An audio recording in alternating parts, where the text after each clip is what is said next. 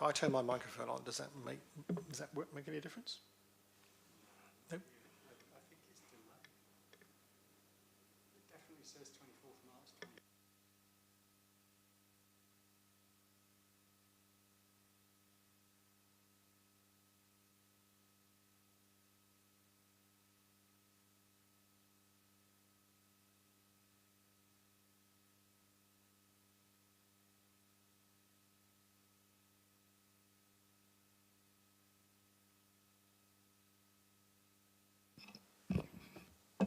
Welcome everyone. If you're watching online, we're on a bit of a delay, and apologies for lateness because we've had these technical issues. I'm Councillor Matthew Winnington, Cabinet Member for Community Wellbeing, Health and Care. Just the safety information: if the continuous fire alarm sounds, please evacuate the room. There's no one in the public gallery. By the stairwells, do not attempt to use the lifts. Please assemble by Queen Victoria's statue in Guildhall Square. No one would have signed in, so that's fine. There's no members of the press or public. Please can everyone use the microphones and remember to switch them off when they are finished. So just introductions now, starting to my left. Anna Martin, Democratic Services.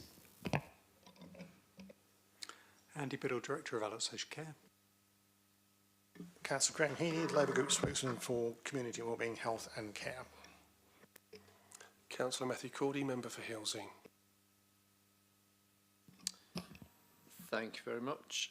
We don't have any deputations today, and so we move on to item 1, apologies for absence. We have apologies for absence from Councillor Spencer Gardner. Colleagues, any declarations of interest? No. Okay, item 3 then. Adult social care assurance and inspection updates. Over to you, Andy.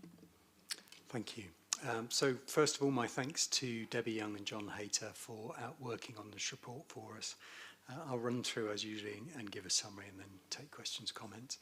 So section 2 sets out the 4 areas that we're wanting to cover from this report around what we've seen from inspections so far, our own preparation here in Portsmouth, our improvement plan, and a summary of the work completed on that plan thus far.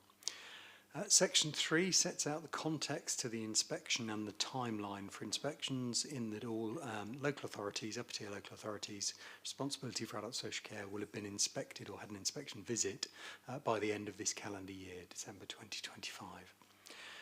Section 3 also sets out a summary of the outcomes and scoring for local authorities already inspected. The table was accurate at time of drafting, but becomes less so each month as more reports are published. And at this time, only one council has been rated outstanding, that's Camden, so congratulations Camden, but thus far none have been rated inadequate. It's a reasonably level split between requires improvement and good. Section 3.2 sets out some of the emerging themes from published inspections that we've seen thus far. And section 3.4 sets out some of the work that Adult Social Care in Portsmouth has completed for preparation for the inspection.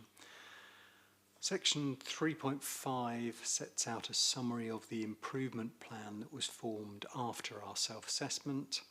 And 3.6, a summary of progress on that plan allocated against the CQC themes for ease of reference. The appendices contain the self-assessment document, one-page summary of the improvement plan, and the adult social care digital roadmap. So that's a brief summary of the paper as it stands, but happy to take any questions or comments. Thank you very much, Andy. Colleagues, any questions or comments? Matt. Thank you, Chair. On page 5, you talk about micro providers for direct payments. I just didn't understand what that was. I wonder if you could explain what that is for me, Andy. Thank you. Yeah, no problem. So when somebody is in receipt of a direct payment as a way to manage their care and support needs, they could buy, for instance, a domiciliary care provider or other services that we buy as a local authority. But there are these things called micro providers, usually within a small part of an area, and maybe providing niche services. So for instance, you may have a group of people with a similar interest, and a micro provider would host a group for those people with a similar interest.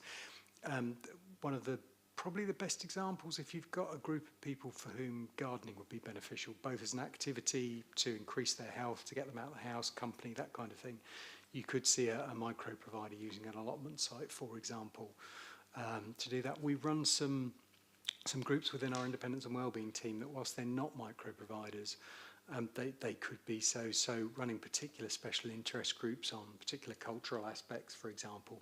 So it's anything that isn't a standard sort of large purchased service. One more, if I may, as well. On page 6, under digital capability, you mentioned that you, under the digital roadmap, you're looking at what good looks like. I wonder if you could give me an example of what you're looking at in this area to... Yes, of course. So what good looks like is a local government association framework. So there's quite a significant amount of work to do to self-assess against that. But for example, it might be something along the lines of, so if somebody approaches social care for the first time, what can they find from the website? Can they interact with the website? Could they, for instance, populate a self-assessment document and get something back that says, oh, we think you might have needs that we might meet? What's the level of information that's available remotely for people? If someone was looking for a family member, let's say, and they lived outside of area themselves, what could they tell about the services in Portsmouth from information like that? The other digital aspects would be the client record system that we use. Does that populate data that we can use for performance, for example? Could people understand what kind of aids and adaptations might be available for them? So there's a whole series of questions that we ask ourselves. And if the answer to most of those is yes, and here it is, then you look good, essentially. Well, thank you very much. Thank you, Matt. Right. Yeah, thank you. Just one comment and one question, actually. The table on page 3 is actually quite useful in that it sort of gives an indication of how the scores have come to you, get a sense of that. It might have been helpful to have it as an appendix and maybe slightly bigger, actually, because there's quite a lot of detail into it, and also possibly in colour as well, because you can sort of work out roughly what the different gradings are, but it's not as easy as it could be. Interestingly, you talk about Camden and the bottom there being the only one outstanding. Interestingly, it'd be interesting to see what categories they got outstanding in their rating, because in the top one there, Hertfordshire, yes, has only one outstanding out of its grade, but it gets good in all the others. So quite interesting to see what Camden got out of that. I mean, I think that's also useful because it gives us a clear indication of what areas we may need to focus on in terms of our own inspection. So I think that's quite a useful summary for us. I did have one question, actually. On page 7, there's a reference to areas for development, and there's sort of two parts to it, and I wondered if I've misread this or understood it correctly. It says, areas for development to better develop our relationships with the voluntary sector, and then comma, it says VCSE to improve outcomes. So is that two separate things, i.e. we need to develop better relationships and the VCSE need to improve outcomes, or is it all one thing? I think that's probably a typo, and it is all one thing, so my apologies about that. I think in response to the table, you're right. So what we can probably do quite easily and put on the website is we can list that table as a separate appendix, so you've got more detail there. And we do have some more information on Camden. Because it happened after the report had been drafted, it wasn't available at the time, but we put it in a presentation we gave to the Chief Executive a couple of weeks ago, so we can reproduce that as well and add that to the website so people can see that. So that's no problem, we can do that.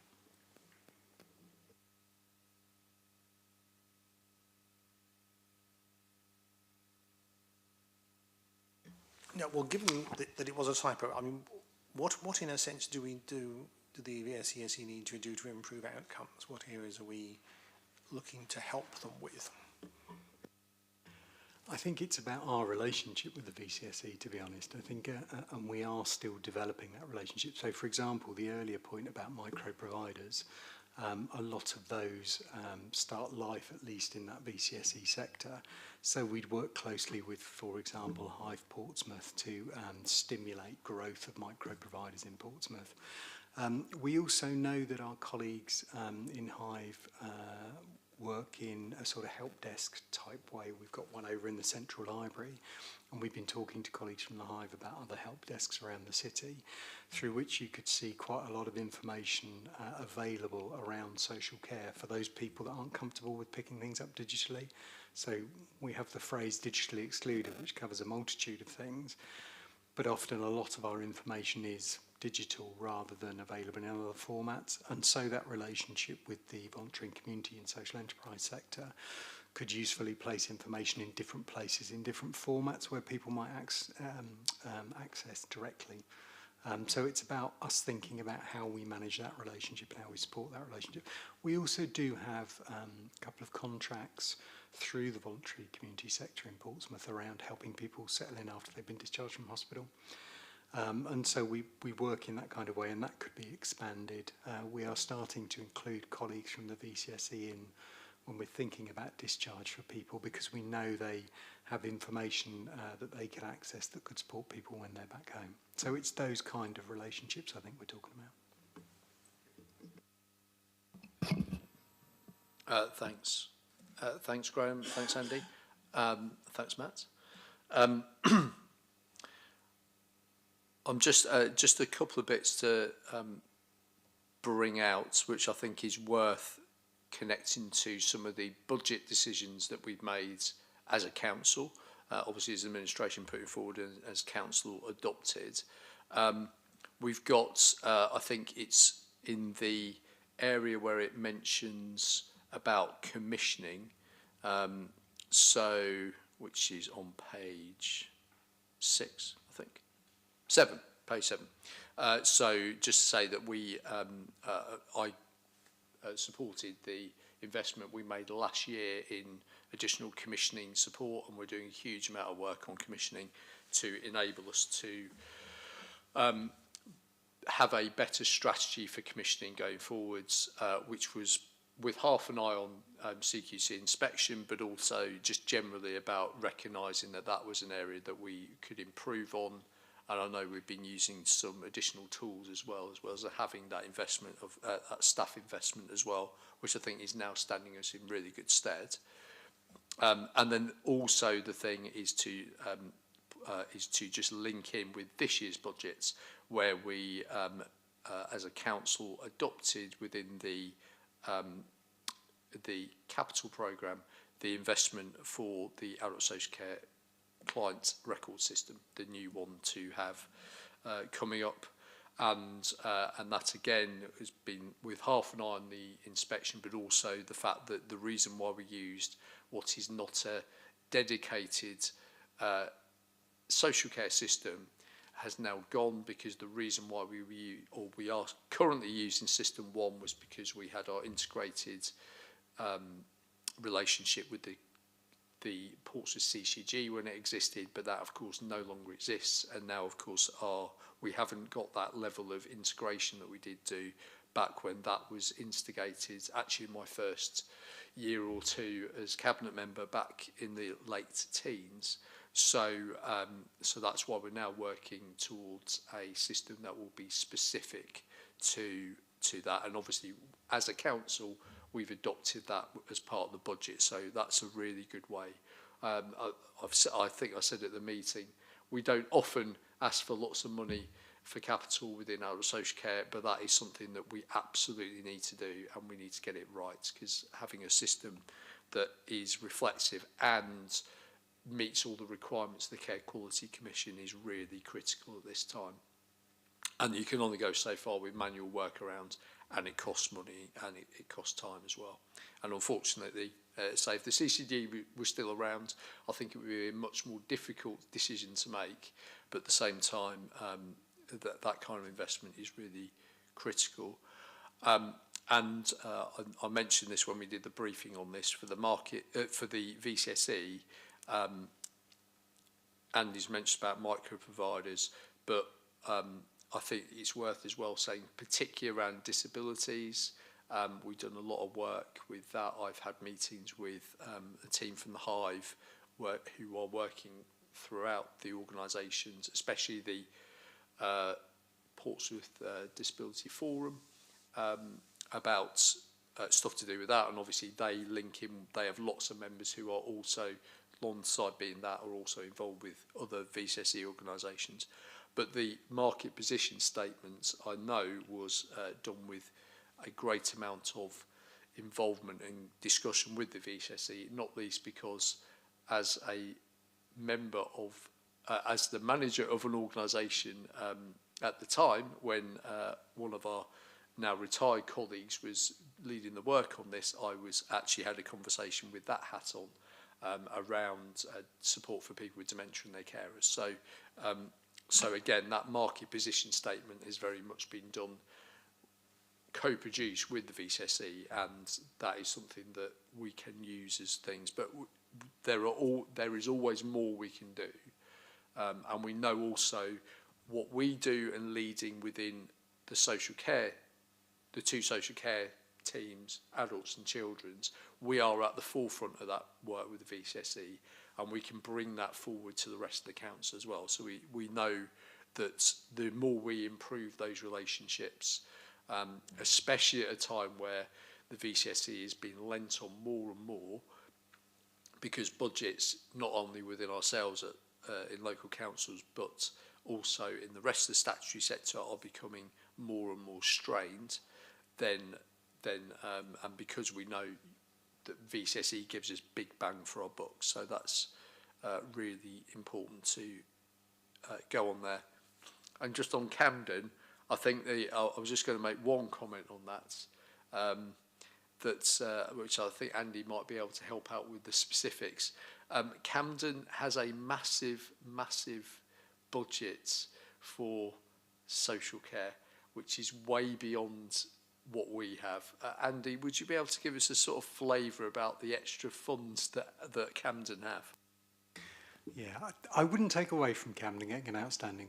They have, I think it's around about at least a third, if not more, in terms of their adult social care allocation.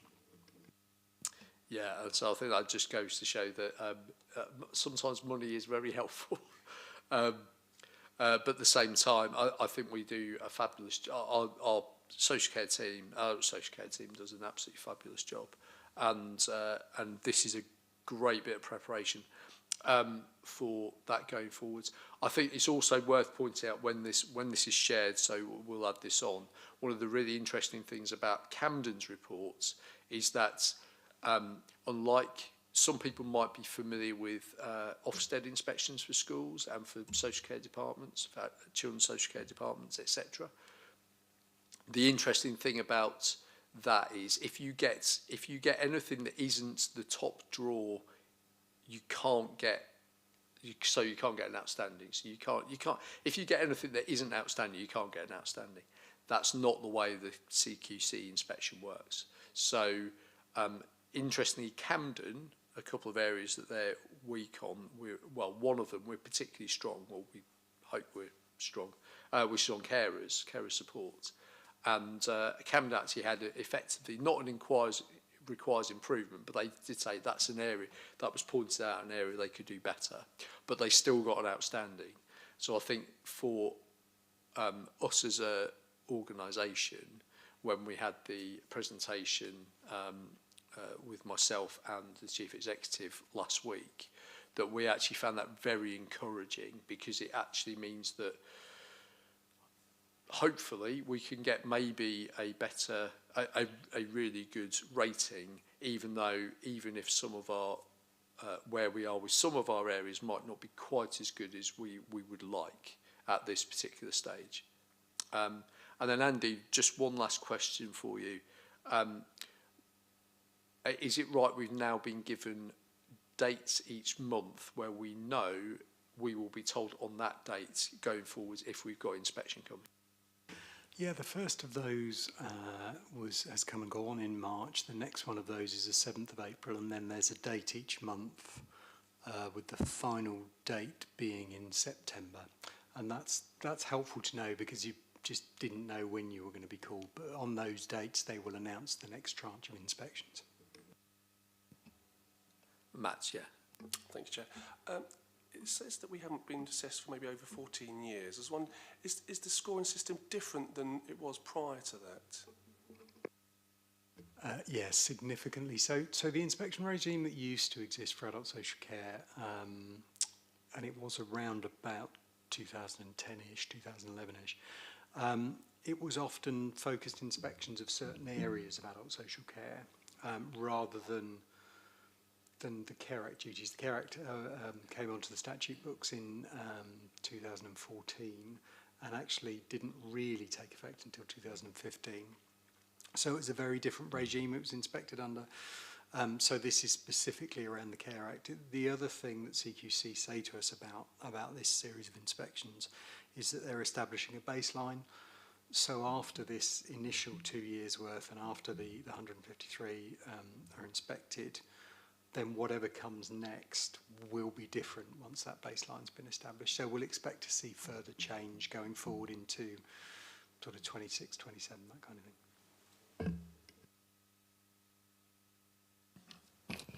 Thanks, Andy. Yeah, and I just just last question, Andy. Do we, once we've been told, are we pretty sure what the timescale will be between being told and actually having the inspection? That's a little more difficult. So it's been variable. So I always think of it as the old Second World War map with people pushing planes around it.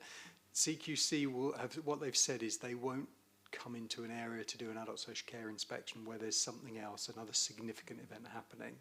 So you wouldn't see them ordinarily during election time, and you certainly wouldn't see results published during election time. If there was a big Ofsted inspection and ILACs, they wouldn't turn up then. So they're sort of trying to fit in all of the local authorities. So it could be within 8 weeks of notification. For some authorities, it's been up to 6 months, for some less. We haven't really calculated an average. We do know that there's certain defined timeframes, so within 3 weeks of being notified, we have to send them back an information return, which is what you'd expect, great wad of information about Portsmouth. We know that the something called the welcome presentation normally happens a couple of weeks before they pitch up on site. We know that they'll start, as soon as they've notified us, they'll start talking to our partners and local relevant organisations. But that time betwixt and between the notification and turning up on site, it's a bit of a movable feast. Thanks, Andy. Just my final comments then. I'd like to thank Debbie and all of the team for all of their work on this. This isn't just a one-off thing, as you can see. This is why we have the updates, because this is a moving feast.